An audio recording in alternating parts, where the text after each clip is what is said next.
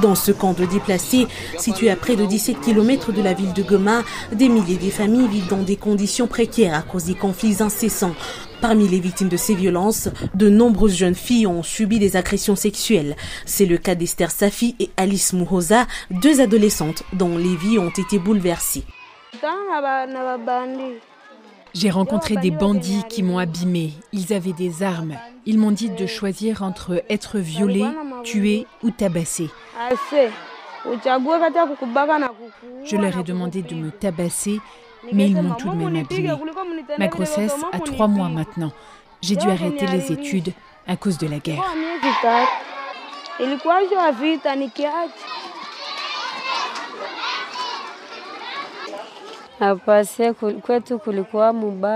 En allant au champ, j'avais rencontré des violeurs. Je ne savais pas que j'étais tombée enceinte. C'est après 3 mois que j'ai senti des malaises. Mais bon, j'ai supporté.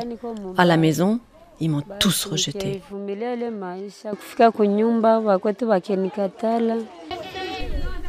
Depuis le début 2024, la montée de la violence a causé la fermeture de près de 500 écoles dans le Nord Kivu.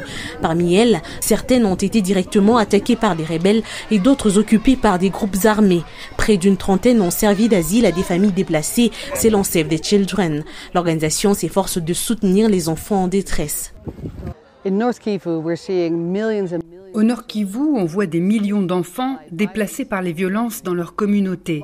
Beaucoup de groupes armés se battent, ce qui cause des déplacements massifs des populations qui atterrissent ici, dans des anciens camps comme celui-ci, où il y a 70 000 personnes qui, la plupart, n'ont rien. Et cela est dû au manque d'attention du monde à ce conflit. Ce que nous faisons ici, c'est aider les enfants à rester dans le système éducatif. Nous aimerions pouvoir les aider avec de la nourriture ou une assistance financière.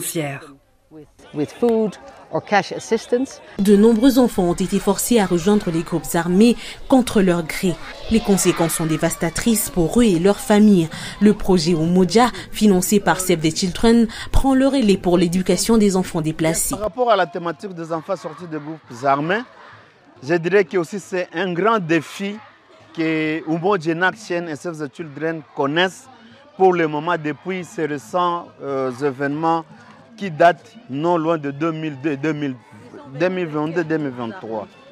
Il y a ceux qui sont venus de Nyatura, il y a ceux qui sont venus de Semsi, il y a ceux qui sont venus de Maïma, il y a ceux qui sont venus des AP Célestes. Et ces enfants sont victimes, surtout beaucoup d'entre eux ont été pris par ces groupes armés pendant leur mouvement de déplacement.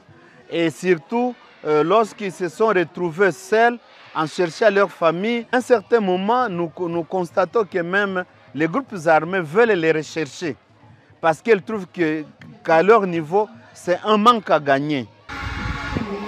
Ozana Jean-Claude, 15 ans, vient du groupe rebelle Nyatura. La seule chose qui le retient dans la vie civile, c'est le projet d'encadrement Umoja. Aujourd'hui, l'idée de rejoindre encore les groupes armés demeure en moi, mais elle est faible, seulement à cause du centre Umoja. Dans le camp, si quelqu'un ne trouve pas de l'aide ou bien d'autres choses, il peut être incité à retourner. Malgré les dangers et les défis quotidiens, les humanitaires tentent d'offrir à ces enfants une chance de reconstruire leur vie et de rêver d'un avenir meilleur. Grâce à des initiatives comme celle de Save the Children, des milliers d'enfants retrouvent un semblant de normalité et l'espoir d'un futur plus lumineux.